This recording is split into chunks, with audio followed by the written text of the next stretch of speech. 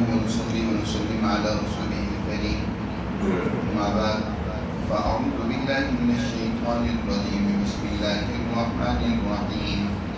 ولقد خلقنا السماوات والأرض وما بينهما في 6 أيام وما مسنا من لغوب.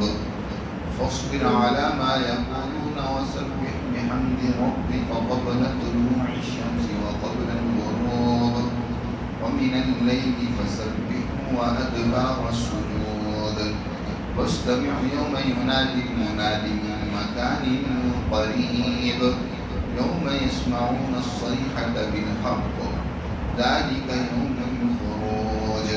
إنا نحن نحيي ونميت وإلينا المصير. يوم تشقق الأرض عنهم سراعا ذلك حشر علينا يسير. نحن أعلم بما يقولون وما أنت عليهم بجبار فذكر بالقرآن من يخاف وعيد.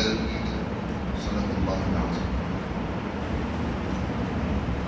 یہ سورہ قاف کی آخری آیات ہے. اللہ سبحانہ و تعالی نے گزشتہ آیات کی حقیقت کو بیان کیے ہیں کہ انسان کے لیے جزائے اعمال یقینی ہے. جس دن انسان کو اس کی بدعمالیوں کی وجہ سے جہنم کی طرف لے جایا جائے گا، اس میں داخل کر دیا جائے گا، اور جہنم ہوگی کہ وہ غیظ و غضب میں ہوگی. اور اس میں جب جہنمیوں کو ڈالا جائے گا تو اس سے پوچھا جائے گا علیم تراتی کیا تو بھر گئی ہے؟ وہ اپنے غیظ و غضب کے ساتھ اللہ سے عرض کرے گی کہ یا اللہ نہیں، حل من مزید، کچھ اور ایسے مجرم لوگ ہیں تو ان کو میرے اندر ڈالیے تاکہ میں ان کے جرموں کی سزا انہیں دوں. اور ان اہل جہنم کے مقابلے میں جو اہل جنت ہوں گے ان کے لیے جو اللہ کے انعامات ہوں گے ان کا تذکرہ کیا ہے. آج کی جو آیات ہیں ان میں اللہ نے اپنی قدرت جو اس کائنات کے اندر جس کے بے شمار مظاہر ہیں اور سب سے بڑی قدرت کا اظہار اس کائنات کی تخلیق کی صورت میں اس کی طرف متوجہ کر کے انسان کو دعوت غور و فکر کی اور اللہ کی قدرت اور اس کی جلال ہیبت سے انسانوں کو متنبہ اور خبردار کیا ہے کہ وہ اللہ کی ذات عالی کو سامنے رکھیں اور ہر طرح کے جرائم سے باز. فرمایا ہم نے دیکھو آسمان و زمین اور جو کچھ ان کے درمیان یہ ساری کائنات 6 دنوں میں پیدا کی. فی 6 ایام، 6 دنوں سے مراد 6 ادوار. اگر یہ دوسری جگہ پر قرآن نے کہا کہ اس کی قدرت کا یہ عالم ہے کہ وہ کسی چیز کے لیے صرف ارادہ کریں ہو جانے کا فیکون، وہ چیز فوراً وجود میں آ جاتی ہے. لیکن اس نے اس کائنات کے اندر اپنی تدریج کا ایک قانون جاری فرمایا ہے کہ وہ چیزوں کو وجود آہستہ آہستہ ادا کرتا ہے. یہ کائنات بھی یک لحظہ یک دم میں نہیں پیدا ہو گیا بلکہ اس کے بنانے میں بھی 6000 سال لگے. اللہ کے ہاں کا ایک دن 1000 سال کے برابر ہے. اور بعض قرآنی آیات کے مطابق 50,000 سال کا. تو اللہ کے 6 دنوں کا مطلب 6000 سال، اور اگر 50,000 سال کو تو پھر اور بہت زیادہ. اللہ نے اس کائنات کے بنانے میں ایک بڑا طویل وقت اس کائنات کے بنانے میں لگایا ہے. باوجود اس کی کہ اس کی قدرت جیسے میں نے پہلے ذکر کیا ایسی ہے کہ بس اس کا ارادہ ہی کافی ہے کسی چیز کے بننے کے.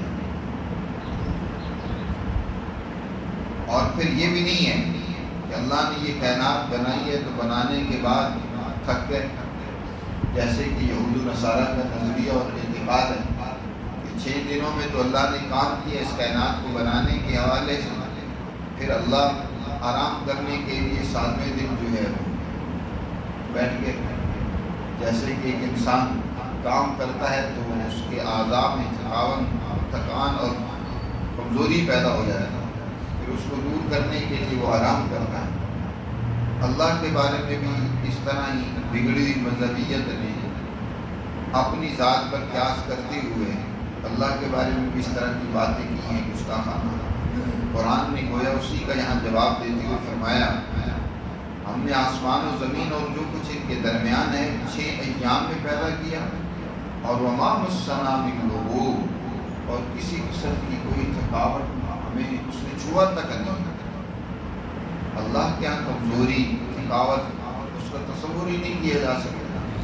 فرمایا وما مسنا من لغوب، اس طرح کی گومیاں مارنا کہ اللہ میاں علیہ اللہ تھک گئے اس لیے اس 7ویں دن اللہ نے آرام کیا، یا اور اللہ کے بارے میں اس طرح کی فضول مشرکانہ گفتگو اور بات چیت کرنا، یا یہ کہنا کہ جب انسان مر جائے گا اور وہ بسیدہ ہڈیاں ہو جائے گا تو کیسے دوبارہ یہ زندہ کیا جائے گا۔ اللہ کی قدرت کو نہ ماننا، نہ سمجھنا۔ اے پیغمبر، یہ اس طرح کی باتیں آپ کو پریشان کرتی ہیں۔ ظاہر ایک سچا پیغمبر جو حقیقت کو سمجھ رہا ہے، دیکھ رہا ہے، وہ جب انسانیت کے سامنے ان حقائق کو رکھے اور انسان ہے کہ آگے سے اس پیغمبر کا بھی تمسخر اڑائیں، ان کی باتوں پر یقین نہ کریں، طبی طور پر سچے انسان کو تکلیف تو ہوتی ہے۔ تو آپ صلی اللہ علیہ وسلم سے کہا جا رہا ہے آپ کو تسلی دیتے ہوئے فاصبر علی ما یقولون، آپ صبر و استقامت سے کام لیں جو یہ کہہ رہے ہیں، ان کی باتوں سے گھبرائیں نہیں۔ یہ جاہل، یہ اجڑ اس طرح کی فضول باتیں کرتے رہیں گے، آپ ان کی باتوں کی پرواہ نہ کریں، آپ اپنے مشن اور کام میں لگے۔ فاصبر علی ما یقولون۔ ایک وقت ہوتا ہے اس کو ٹائم پاس کہا جاتا ہے کہ انسان کو ٹائم پاس کرنا ہوتا ہے، یعنی مخالف اور دشمن کو کوئی جواب نہیں دینا ہوتا بلکہ برداشت کرنا ہے۔ وقت آنے پر اس کو خود ہی بہترین جواب مل جاتا ہے، یا جب جواب دینے کا وقت آتا ہے تو پھر اس وقت اس کو جواب دیا جائے۔ ضروری نہیں ہوتا کہ ہر بات کا فوراً ہی جواب دیا جائے، اور فوراً جواب نہ دیا جائے تو وہ گویا ہماری شکست ہوگی، ناکامی ہوگی۔ ایسی بات نہیں ہے، بلکہ بے شمار ایسے مواقع آتے ہیں انسان کو یہ تعلیم و تربیت دی جا رہی ہے کہ انسان کو وقت گزارنا ہوتا ہے، اس وقت جواب دینا ٹھیک نہیں ہوتا۔ حضور سے بھی کہا جا رہا ہے کیونکہ مکی صورت ہے، اور مکی بھی درمیانی زمانہ جب دشمن کی طرف سے پوری یلغار ہے، نبی کریم صلی اللہ علیہ وسلم اور آپ کی اس چھوٹی سی جماعت کو جو ابھی قدر اخرج شطأہ، اس کھیتی کی مانند ہے جس نے اپنا کومپل باہر نکالا ہے، ابھی مضبوط ہو رہی ہے، ابھی وہ جماعت منظم ہو رہی ہے، طاقت پکڑ رہی ہے۔ ابھی سے اگر ان کی باتوں کے جواب شروع کر دیے تو یہ تو تشدد کر کے، پہلی متشدد ہے، مزید تشدد کر کے جماعت کو یہ ختم کرنا چاہتے ہیں۔ اس لیے آپ ان کی باتوں کی پرواہ نہ کریں بلکہ صبر و استقامت سے کام لیں، اور اپنے حوصلوں کو بڑھانے کے لیے اپنے رب کو یاد کر لیں۔ انسان کو تقویت ملتی ہے جتنا انسان اپنے رب کو یاد کرتا ہے۔ اس لیے مشکل اور مسائل اور پریشانیوں میں انسان کو اللہ کی طرف متوجہ ہونے کا حکم دیا گیا۔ دوسری جگہ پر سورہ بقرہ میں اللہ نے ارشاد فرمایا یا ایھا الذین آمنوا استعینوا بالصبر والصلاۃ ان اللہ مع الصابرین، اے ایمان والو اللہ سے مدد مانگا کرو صبر اور برداشت کے ذریعے سے، اور نماز کے ذریعے سے۔ برداشت کرنا اور اس برداشت کو پیدا کرنے کے لیے نماز کی طرف کرنا۔ نماز انسان کے حوصلوں کو بلند کرتی ہے، اس کے اندر برداشت کی صلاحیت پیدا کرتی ہے، اللہ سے تعلق کو مضبوط کرتی ہے۔ اسی کا یہاں ذکر کیا آگے وَسَبِّحْ بِحَمْدِ رَبِّكَ قَبْلَ طُلُوعِ الشَّمْسِ، اپنے رب کی حمد کے ساتھ تسبیح بیان کیجیے سورج طلوع ہونے سے پہلے۔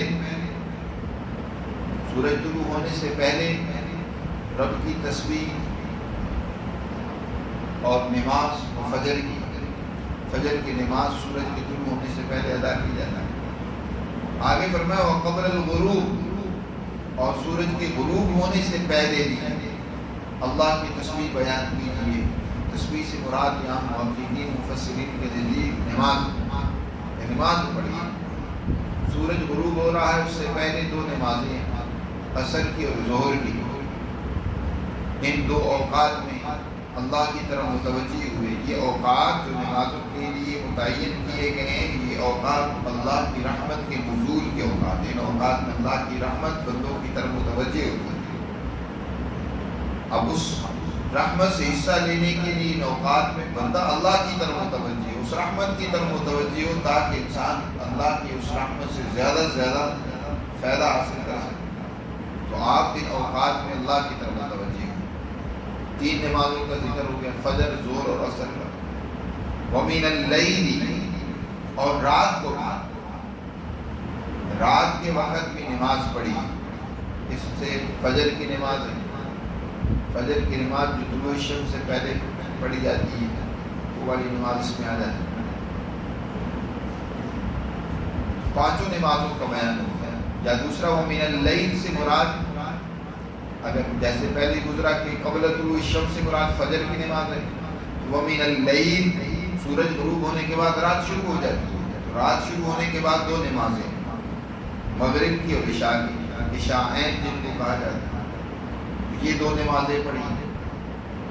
اور تہجد کی نماز بھی، وہ بھی رات کی نماز ہے، وہ اگرچہ عام مسلمانوں پر فرض اور واجب نہیں ہے، لیکن اس کی اہمیت اور فضیلت بہت ہے۔ رات کو بھی نماز پڑھی، مغرب اور عشاء کی نماز۔ وَأَدْبَارَ فَسَبِّحُوا وَأَدْبَارَ السُّجُودِ، اور اس کی تسبیح اور پاکی بیان کیجیے سجود کے بعد۔ سجدے سے مراد یہاں مفسرین کے نزدیک نماز، کہ نماز کے بعد اس کی تسبیح بیان کی جائے۔ اس تسبیح سے مراد اگر تو یہ تسبیح فاطمی مراد لی جائے، جیسے کہ حدیث میں اس کی فضیلت بیان کی گئی کہ نبی کریم صلی اللہ علیہ وسلم نے فرمایا کہ ہر فرض نماز کے بعد 33 مرتبہ سبحان اللہ، 33 مرتبہ الحمدللہ، اور 34 مرتبہ اللہ اکبر، اور 1 مرتبہ لا الہ الا اللہ وحدہ لا شریک لہ لہ الملک ولہ الحمد وہو علی کل شیء قدیر کلمات کو پڑھتا ہے تو اللہ اس کے گناہوں کی، صغیرہ گناہوں کی مغفرت فرما دے۔ فسبحوا وادبار السجود سے مراد یہ تسبیحات بھی ہیں، اور اسی طرح اس سے مراد نوافل بھی۔ سجود یعنی نمازوں کے بعد بھی اس کی تسبیح بیان کیجیے، نماز پڑھیے۔ نمازوں کے بعد اللہ نے نوافل جو مقرر کیے ہیں، اس فرض نماز کی کمی کو دور کرنے کے لیے، مزید اللہ کی رحمت میں متضن ہونے کے لیے، تو ان کا بھی انسان کے اہتمام کرنا چاہیے۔ وَاسْتَمِعْ، اس کے نتیجے میں آپ کے اندر صبر و استقامت پیدا ہوگا، آپ کے اندر تحمل پیدا ہوگا۔ وَاسْتَمِعْ يَوْمَ يُنَادِ الْمُنَادِ مِن مَكَانٍ قَرِيبٍ، آگے قرآن نے کہا وَاسْتَمِعْ، سنیے، ایک اور بات بھی سنیے، متوجہ کی ہے وَاسْتَمِعْ کہہ کر، سنیے۔ یوم ینادی المناد، جس دن ندا دینے والا ندا دے گا، اور وہ وقت دور نہیں ہے، مکان قریب، وہ بہت وقت قریب ہے، جس دن فتح کا اعلان ہوگا۔ مسلمانوں کی مکہ میں جب حضور صلی اللہ علیہ وسلم فاتح کی حیثیت سے داخل ہوئے تو آپ کی طرف سے اعلان کیا گیا کہ آج جس نے اپنا دروازہ بند کر لیا، من اغلق بابہ فہو آمن، جو مسجد میں داخل ہو گیا، من دخل فی المسجد فہو آمن، من اغلق بابہ فہو آمن، دخل دار ابی سفیان فہو آمن۔ جس دن حضور کی طرف سے اعلان کیا گیا لا تثریب علیکم اليوم، آج تم پر کوئی الزام نہیں ہے جو تم نے ماضی میں ہمیں ستایا ہے، تکلیفیں پہنچائی، اس بارے میں تم سے کچھ نہیں ہوگا، یا اس کے بارے میں تمہیں الزام نہیں کیا جائے گا۔ آج مکہ میں تو آپ کو یہ بات نہیں کرنے دے رہے، اپنی دعوت، اپنا پیغام انسانیت تک نہیں پہنچانے دے رہے، نہ خود سن رہے ہیں نہ دوسروں کو سنانے دے رہے ہیں۔ لیکن وہ وقت دور نہیں ہے، قریب ہی ہے، جب ایک منادی ندا دے گا اور اس میں اللہ کی توحید اور وحدانیت کا اعلان ہوگا، رسول اللہ صلی اللہ علیہ وسلم کی رسالت کا اعلان ہوگا، جس دن حضور صلی اللہ علیہ وسلم نے ان بتوں کو توڑا اور اس کے بعد فرمایا جاء الحق وزهق الباطل، اب حق آ چکا ہے، باطل اب ملیا پیٹ ہو کر رہے ہیں۔ یہ پہلے ہی آپ کو خبردار کیا جا رہا ہے کہ سنیے وہ وقت قریب ہے، اس لیے ابھی آپ گھبرائیے نہیں، اپنی اس جماعت کی تیاری میں، اس کی تربیت میں مصروف ہے۔ یہ جو ٹائم پاس ہوتا ہے، اس ٹائم پاس میں یہ نہیں ہوتا کہ انسان بالکل سست ہو کر پڑا ہوتا ہے، بلکہ اس وقت میں دشمن سے اعراض کر کے اپنی جماعت کی تیاری میں، اس کی تربیت میں انسان مصروف ہوتا ہے، اپنے اندر صلاحیت بڑھانے میں لگا ہوتا ہے۔ آپ ابھی تو مکی دور میں حضور سے کہا جا رہا ہے کہ آپ ابھی اپنی جماعت کی تربیت میں مصروف رہیں، وہ وقت آیا جاتا ہے